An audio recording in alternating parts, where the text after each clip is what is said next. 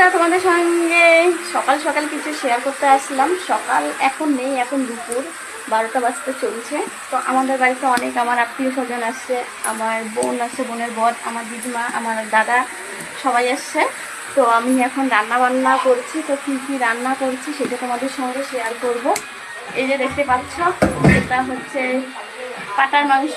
এই যে, আর আমার ছেলে মেয়েদের জন্য হচ্ছে পোলট্রির মাংস। আমার বোনের ছেলে মেয়ে খায় না, আমারও মেয়ে পাটার মাংস খায় না, পোলট্রি খায়।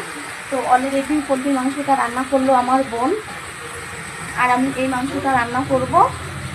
আর তার সাথে হচ্ছে বাঁধাকপি আলুর একটা ঘ্যাট। আর হচ্ছে আমার দিদিমা আবার কিছু খায় না, মাছ মাংস।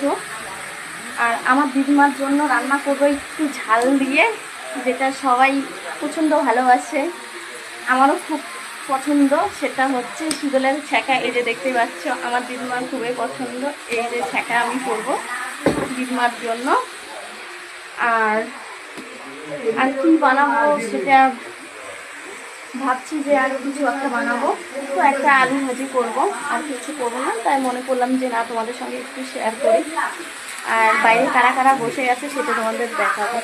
এই যে আমার দিদিমা, আর ওই দিকটায় আমার বোনের বর, আর এখানেই হচ্ছে আমার দাদা আসছে, সবাই বসে আছে।